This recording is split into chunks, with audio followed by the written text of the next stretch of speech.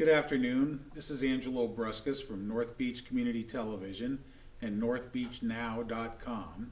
I'm here today with North Beach School Superintendent Andrew Kelly, and this is a Saturday afternoon, and we're here to talk a little bit about what the school district is doing in response to the outbreak of the coronavirus around the state, particularly here in Western Washington. And North Beach schools, as of Monday, this coming Monday, will be closed until April 27th, which will be the first day back once we get this coronavirus out of the way. And Superintendent Kelly is here today at North Beach Community TV to talk a little bit about how school is going to be impacted, how students are going to be impacted.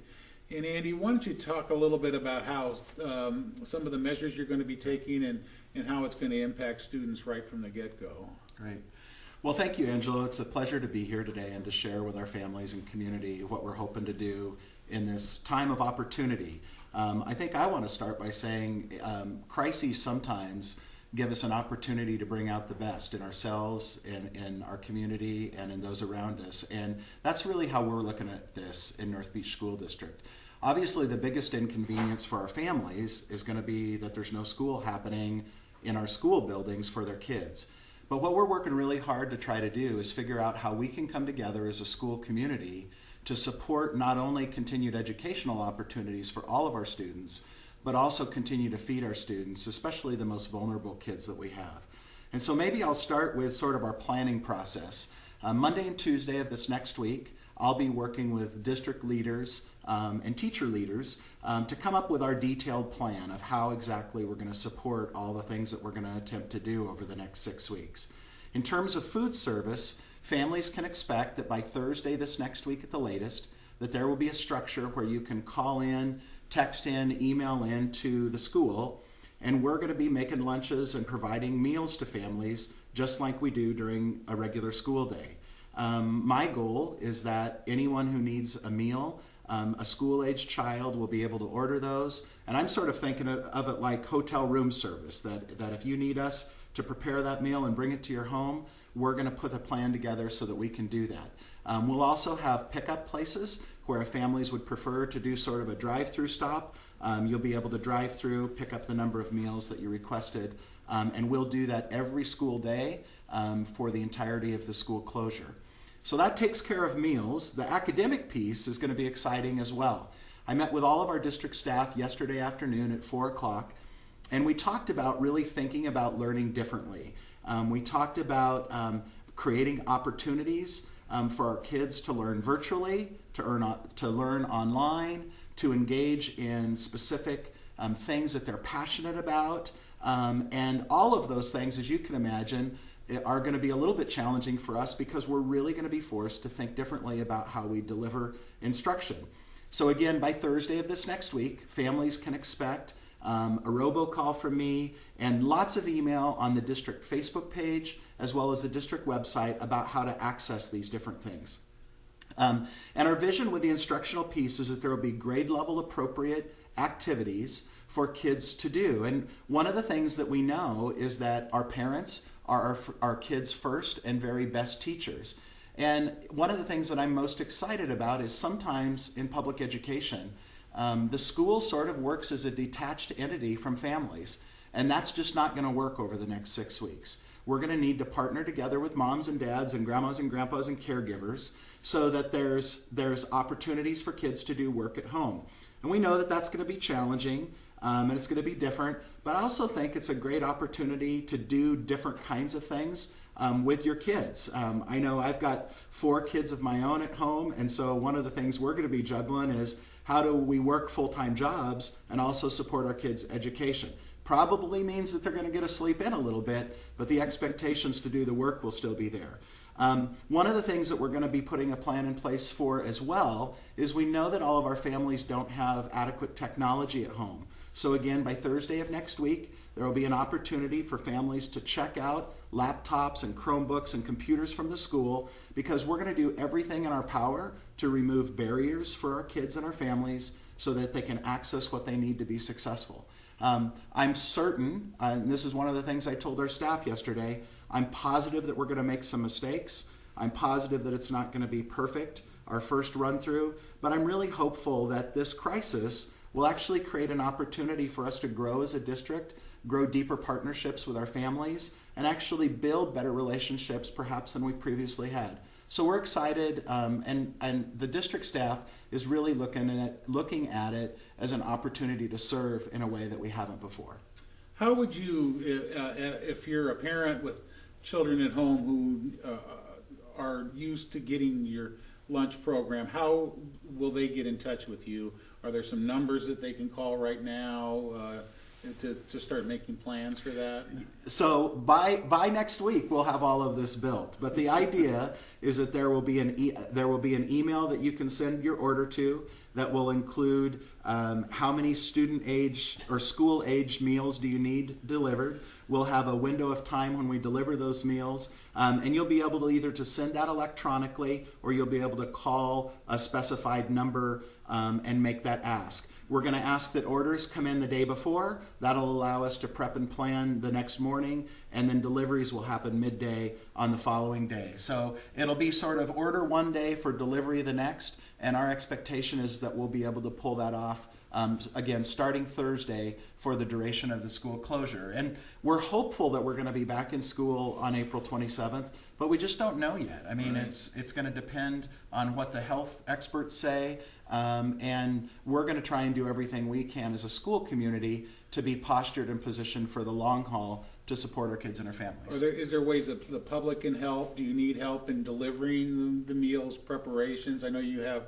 quite a help with your summer lunch programs in the district. I think that's a great suggestion, Angelo. First thing I would say to people that are listening is we want our community to take care of yourselves. And we know one of the challenging things about Ocean Shores is we perhaps have a few more people than some communities that are sort of in that at-risk range. So for those folks, we encourage them just to stay home and take care of themselves. But if there's people out there that want to engage and help with deliveries or preparing the lunches or even being available for phone consultations with kids around tutoring, again, this is a great opportunity for us to come together in a way that we haven't thus far.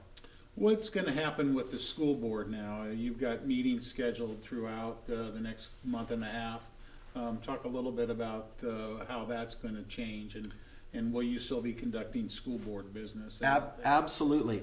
Well, our school board meetings happen once a month, and the school board has been fabulous working behind the scenes to support the work that we're trying to do and trying to organize.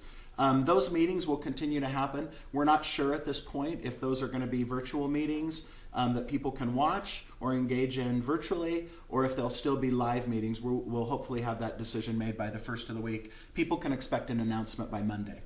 And how about in terms of all your personnel that other than the teaching staff, are your support staff going to still be working at the school to do certain things? Yeah, great question. When I met with the staff yesterday, one of the things that I shared with them is that the board and myself are committed as we possibly can be to making sure that there's no huge negative fiscal implications for them. And so the governor's guidance, as well as our state superintendent, has said that we need to be creative to work with our school personnel to find real work that probably is going to look different than their normal real work when schools in session live, to support our kids. And so one of the things that we'll be working with our instructional team on is how do teachers connect with their kids? And there's a myriad of ideas that are floating around out there right now. I think there will be some teachers that will put together weekly grade level packets with the hope and expectation that parents would work with their kids to support those packets being completed at home and then turned in. Again, anything that requires delivery and or retrieval, we'll be doing that live as well as electronically. I think we've also got some other teachers that are excited about moving their classroom platform to totally online.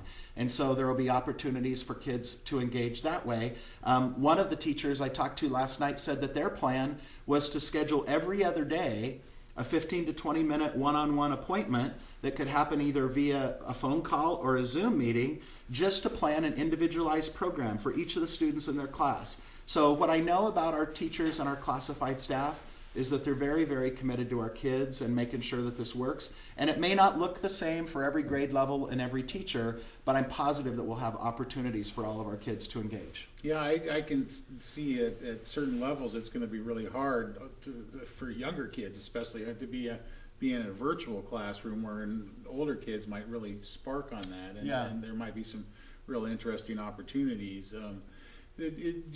When you talk to other superintendents, did you get an idea of how it's impacting other schools, and talk a little bit about the communication between districts and how you folks are sharing some of the information that you're getting? Well, we actually met yesterday morning as a group of Grays Harbor and Pacific County superintendents to actually just for that exact purpose. Shared ideas, shared different innovative strategies that we're trying to use, and we continually are in contact about trying to find the best, most efficient ways to serve our kids, and we'll continue to do so. Another thing that I'm curious about is how this is affecting kids, and whether you've seen any kind of noticeable anxiety and any advice that you have not only for the kids but for their parents and what they should be telling talking to their kids about. It seems like it's something that really communication and information is really a key in this. So your thoughts on that? Well, I think our kids are feeling the pressure. I think anytime our kids are exposed to something that's different that they haven't experienced before, it creates stress and anxiety. I'm hopeful that the plan that we'll roll out next week will give kids multiple opportunities to still engage with their teachers and other school personnel. It might not always be face-to-face, but could be via FaceTime, could be via Zoom meeting, could be an email. I know that our counselors are going to continue to be available for outreach and family support. Again, it might look a little bit differently. I just want our kids and our families to know that sort of this healthy physical separation doesn't mean that we should be isolated. And actually, in many ways, we should fight isolation in terms of connectedness and find ways to connect even more deeply than we have before, because that's what maintains the health of a community, really, is people knowing that there's other people who care about them, that have their back, and are willing to pull together in times of crisis. And we're going to continue to do that. It just might look a little differently than it previously has. It seems like in a crisis situation like this, education is all more imperative at a real base level, and it's something I think that can be communicated. I think this is for all of us, this is a teaching moment that I don't think we've ever experienced before, and I imagine that generations later, kids are going to remember this time in their lives. Well, I certainly remember May of 1980 when Mount St. Helens erupted, and I never got to finish 6th grade. But I also just would say, like, one of the things that I'm most proud of in the North Beach School District over the last 18 months is we've really come a long way in developing social networks and connectedness with our kids and between our staff. And so, it was fascinating. Last night, one of our junior high students sent me a Facebook messenger at about 9 o'clock, and the message was, "Mr. Kelly, I'm just checking in to see how you're doing. Are you hanging in there?" And so it was nice. I was able to write back to him and say, "Yeah, I'm hanging in there. How are you feeling about things?" And so many of us as adults in the system are very approachable and accessible with our kids. I share my cell phone readily, and kids and parents text me and provide me feedback all the time. Facebook's another great way to do that, as well as email. So we're not going anywhere. The adults that were here this last week in the school buildings to help and support the kids are going to still be here to help and support the kids. Anything else that you'd like to share? The only thing I would end on is just that I believe with all my heart that the true measurement of the health of a community is the health of the school system. And I think that we've got a great opportunity to show Grays Harbor County and the state of Washington that this is a great place to live, and that when challenging things happen, we don't isolate ourselves. I mean, we need to isolate ourselves. That's why I'm sitting a little bit farther away from you, Angela. Everybody does that. But isolation and healthy space boundaries between people doesn't mean that people have to go into seclusion or go bury themselves in a cave. And I think we've just got an excellent opportunity to show how we can come together as a community and work together. And I'm hopeful and optimistic that we're going to come out of this stronger, better, more efficient school system than we were before. So I just want to make sure too, anyone in the community, if you have suggestions or ideas, to reach out to me. I'm always available to folks. You can reach me at my email, which is akelly, A-K-E-L-L-Y, at northbeachschools.org. You're also welcome to call me on my personal cell phone, 360-870-3321. And I just appreciate everyone's support. And thank you very much, Superintendent Andrew Kelly, and from North Beach School District. This is Angelo Bruscus for North Beach Community Television.